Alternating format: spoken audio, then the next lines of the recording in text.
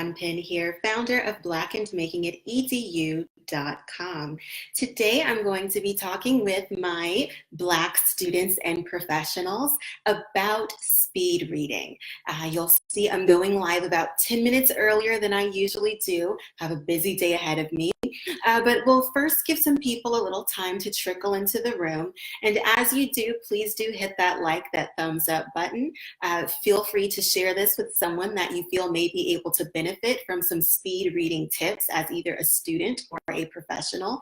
And do let me know in the comment section where you are viewing from. I would love to know. And if you do have any questions, I do pop into the comments and read and try to answer those while I'm on live.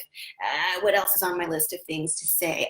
Yes, as usual, my key points for the day are in the description so that you can follow along and have those points for yourself later to reference, and as you share this with anyone you feel may be able to benefit from this.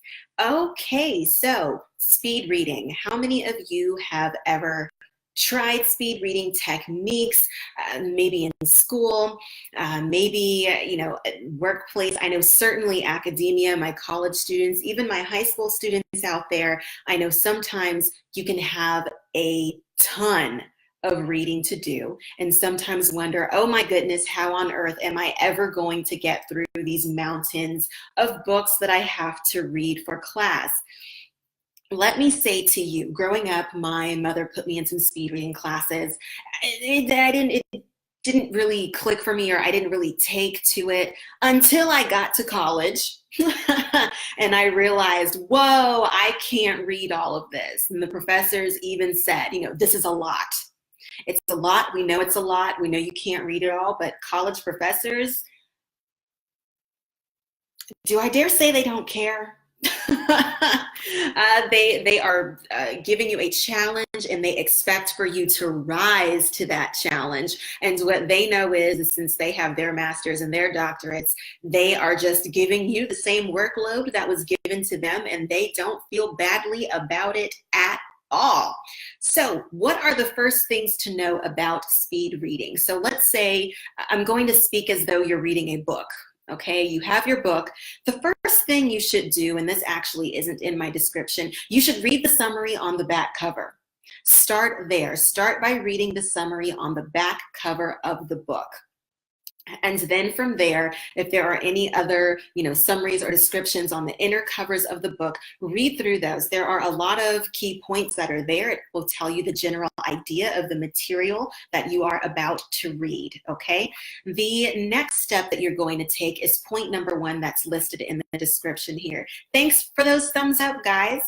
The next point or thing that you are going to do is you're going to read the introductory paragraph of the book. You're going to read the first paragraph, and then you're going to read the last paragraph, okay? And really, this best applies to chapters in the book. So you're on chapter 1. Read the intro paragraph of chapter 1. Read it thoroughly. Don't read it fast. Read it for everything that you need to know. Then flip to the end of the chapter. You're going to read the conclusion paragraph, okay? And then as you do that, you read the intro, you read the conclusion. Yes, thank you, Selma. I'm glad you think that's a good idea. Once you read the introductory paragraph and the conclusion paragraph of chapter 1 and all the subsequent chapters, what you're going to do is then take some notes, take some mental notes, but better yet, write down exactly, okay, I think this is what this chapter is going to tell me about. And then you have an idea of the main ideas that you will be looking out for, okay? Once you read the intro and concluding paragraph of chapter 1, okay, you're then going to go back through the full chapter, and you're going to read the first and last sentence of the paragraphs that make up the chapter. Okay, just go through and read them. And any professional writing, any well-written literature is going, informational literature in particular, is going to follow every topic sentence will refer back to the introduction. The introduction is making the point of what the chapter will be about, and then every subsequent introductory sentence for every subsequent paragraph is then going to reference back and be building upon that first idea, okay? And the concluding sentence will be of each paragraph, if well written, will be summarizing what that paragraph was about. So you're going to repeat this process as you move through the book, okay?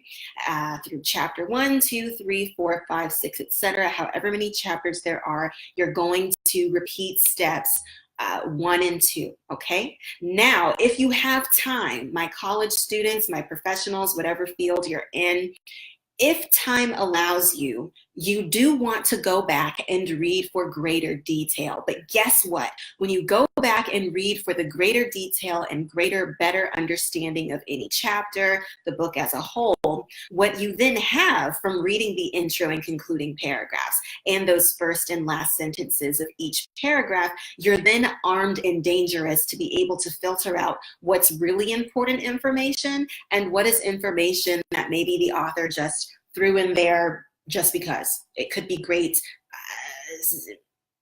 additional information for you to know, but not essential to the key point of that chapter or of the book.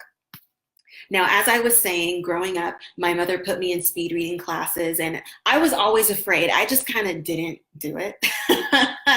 I loved making my straight A's. I didn't want to mess up. I didn't want to miss any information. But then, as I also shared with you, so what I would do is I would just read every single word. But guess what? In life, there are many occasions where you don't get to read every single word, but you still need to know what happened. You still need to know what the literature is trying to communicate to you. That book, that scholarly essay that you need to read for school, for class, for work, whatever it may be. These tips help you maximize how you spend time with things that you are reading. Okay, it makes you faster, and it helps you work smarter, not harder. Okay, so now there are a few disclaimers for this. This process, I will be clear, does not work on all types of literature. I will give you an example. While I was taking my chemistry and biology classes in college, you cannot apply this to your chemistry textbook. Most likely you can't. There's going to be all kinds of little problems along the way, examples that the book is prompting you to work on. You can't blow past those. You need to do them, you need to stop, you need to do everything that the text is asking you to do so that you can be ready for class. What are types of texts that this does work best on, generally speaking? Informational texts. So for example, my college students, a class that this worked really well for me in was in my philosophy classes. In those classes, you're reading scholarly essays, and they are written in traditional essay format, or even books whereby the author states their main idea and then they proceed with the subsequent paragraphs and chapters being building blocks that then are giving information to support their main idea. So it's not only good for philosophy, but that's an example of a type of course, type of subject matter where this speed reading method will be beneficial to you and help you move your way through your material that you need to study, okay? So yes, again, got to college, realized, okay, this speed reading is actually going to be important for me. And I can testify to you that, I was scared. I was really scared because I didn't want to miss anything. I didn't want to miss a single word, a single thought, a single idea. I just swore that when I took that first quiz or that test that I was going to be missing some information. And guess what, guys? I still made my A's. I still made my A's, had a great GPA, did it. As you guys know, I've been through 3 different degrees all the way to my terminal degree. This is something that will help you. It will help you. So what would I say to you? How do you know if this will apply to whatever text you're working with? Employ that level of common sense and being able to judge the text. So I would tell you that first, try this method, okay? Try this method, see if it's working logically? Are you getting the additional details that you need? An example of where this wouldn't work, another example of where this wouldn't work, is if you're reading a novel. It's a story that's perpetually moving forward. So if you're in literature class, don't use this method to speed read Mark Twain. It's not going to serve you. Mark Twain is simply writing the story in a linear fashion, and it's moving forward. And if you skip anything, you're just going to not know something for class, and that will hurt you. So that's what I mean when I say look at a text, judge how you feel this should work on the text.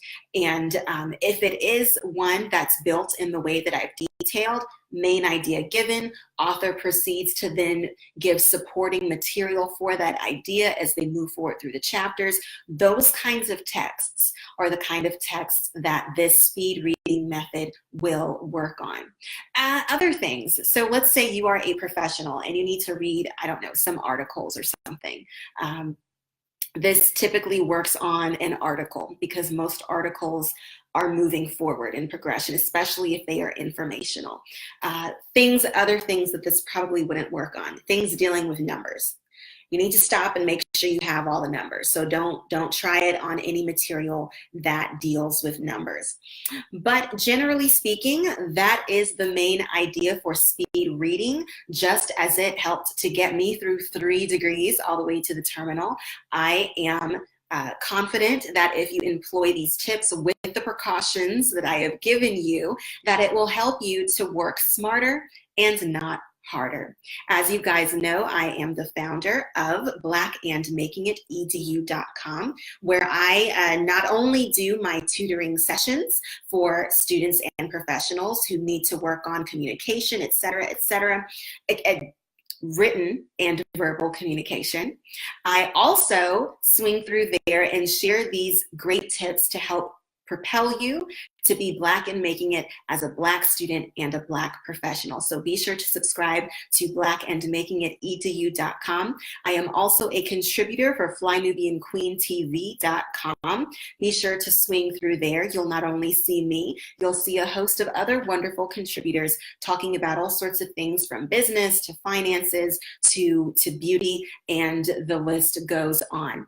Until next time, this is the last session for this week. Oh my goodness. I hope that you guys have a great weekend, and I will see you on Monday at what time? Right here on the Facebook page. I love being a Black woman at 4:30 p.m. Central. All right, share this with someone who needs it. Love you, and I'll see you next time. Have a great weekend. Bye-bye.